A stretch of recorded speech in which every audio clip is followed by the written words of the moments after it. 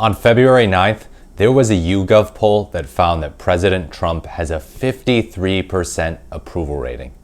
This was being paraded around both by centrists in the media, but also by right-wingers on Facebook. The Facebook Trump army is running around with that and taking it to the bank. And you know what? I have no reason to believe that this is some fake poll or anything like that, that it's misleading or anything. So let's take it at face value. This is concerning. This should make you wonder, how on earth is Trump's approval not lower? Now, we've talked about this before. Is Trump's approval rating necessarily high? No, it is not. No, it is not. Around this time in his presidency, Joe Biden had a 57% approval rating. Trump usually doesn't go as high as 53%, but this poll happened to find him at 53% approval. New U.S. presidents traditionally have very high approval ratings, sometimes in the 60s.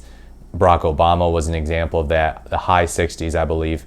And Donald Trump, okay, so he seems high and mighty in the low 50s. But we have to keep in mind this is pretty good for him. It actually is. I mean, his approval rating's been as low as the high 20s, the low 30s before. After January 6th, his approval rating was terrible. And many liberal pundits were declaring, okay, there's no coming back from this. Remember Lawrence O'Donnell saying, Donald Trump will never be allowed in the White House again. And not only is he allowed back in the White House again, but his approval rating also recovered. It recovered from his January 6 days, from his peak of COVID days, when COVID was killing roughly as many people as 9/11 did each successive day. So what happened that led to this approval rating? How on earth does someone whose approval cratered to such a horrific point at one point, when he was president, by the way, at the end of his presidency, how does someone get back up to this point? We have to point at the media for this one. We have to. We can't avoid pointing at the media for this one. Obviously, there's a lot of different places to look, but the media has been very complicit in the rise of Trump.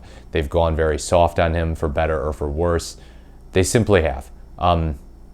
Now, does the media get the blame here solely? Not necessarily. The Democratic Party also does. The Democratic Party, a lot of them, have been very, very meek, very, I guess you could say, willing to bend the knee to Trump. They're treating this like it was a Reagan-style landslide.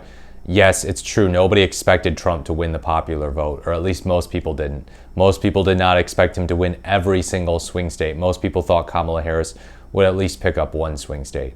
But this was not a landslide, as I've discussed before, nor does President Trump have a mandate. And a lot of Democrats are like, well, look, the Republicans have the trifecta. They have the Supreme Court too. We're just going to see if we can find some areas where we agree with the Trump administration. Hakeem Jeffries recently has been acting very pathetic, very meek, very, I guess, just waving the white flag, for lack of a better term. It's pretty insane. And this is the guy who's supposed to be the Democratic leader, among others.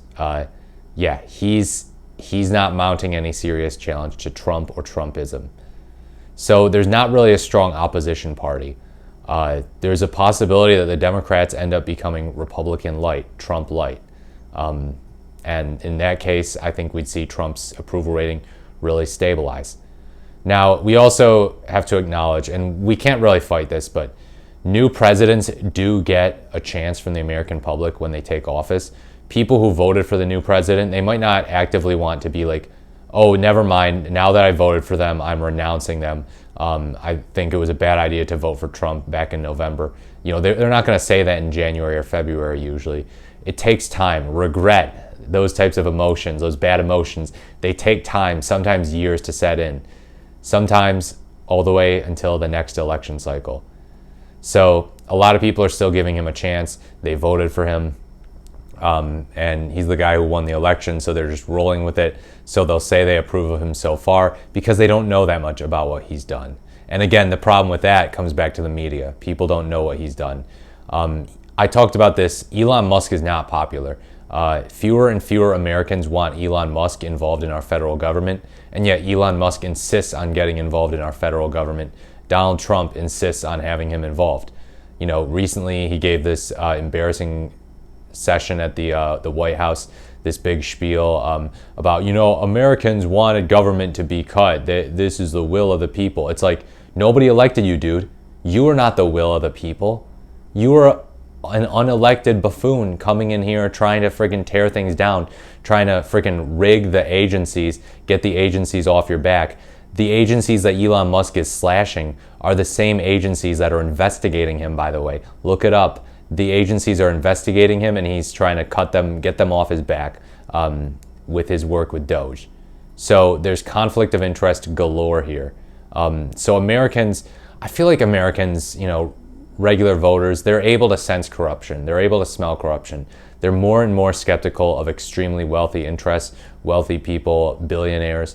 And yet this doesn't seem to be setting off red flags with people, that the wealthiest person in the world is out here disabling agencies that are investigating him, including the Consumer Financial Protection Bureau, which not only, I mean, does it hold people like Elon Musk accountable, but they also help regular Americans. They help Americans who have been defrauded. And Elon Musk is saying the CFPB needs to go. Real popular idea there. It's too bad that there's no media or Democratic Party to really highlight this. You've got comedians out there, people like Jon Stewart, kind of making fun of the whole Musk thing, but I just don't think it's enough. And it's proven it's not enough. Trump is just continuing with this momentum. And I'm sure that his approval rating can't get that much higher than 53%. I could be wrong, but will it really crater to some super low point at the right time for Democrats to potentially win? I don't know. I really don't know. He should be far less popular than this. He should. His foreign policy, his talk about tariffs, some of the, I mean, there's the Elon Musk thing. Yeah, it's the Republican budget just got released, and it looks like it's just going to be a bunch of giveaways to the top 1%, just a grab bag for the wealthiest Americans. And in that interview he did with Bret Baier, he was like kind of tacitly admitting, yeah, I'm not going to lower prices. It's going to be hard. Like, he acted like it would be so easy. Like the president of the United States just has a button at their desk that they can press that'll just lower prices. And it seems like too many Americans actually think that there is one. And that's why they voted for Trump, despite the fact that he had no plan to lower prices. Kamala Harris had the plan to lower prices. She was going to do a ban on price gouging, but yet Americans said, well, Trump feels like he's better on this front. So yeah, people are going to have to realize the hard way that he can't just press a button and lower prices for everyone. Egg prices, as David Pakman, the YouTuber, was pointing out, egg prices are up. Gas prices, as I talked about recently, gas prices are going to start to soar. Will this help Trump? You know, his approval rating could end up being stable even in spite of those problems.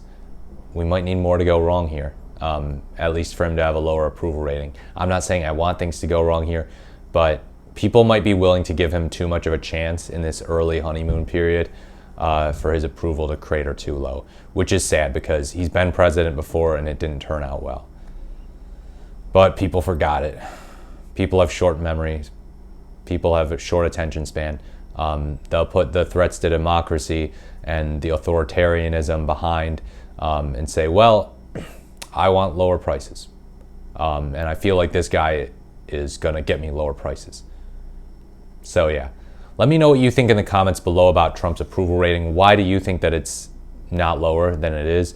Do you think that there's a less forgiving explanation towards the average American than what I've laid out for here? I always try to give average people the benefit of the doubt, even though I'm skeptical of the 53% of Americans who approve of him. I don't necessarily think that it's due to stupidity or due to character flaws on their part. I think the infrastructure that we have in terms of media and Democratic Party and just the infrastructure Trump has in terms of just being a new president are all conducive to a less low approval rating than you would expect. Let me know what you think. Please like, comment, or subscribe to the channel. Thank you so much for watching, and I look forward to speaking to you in my next video.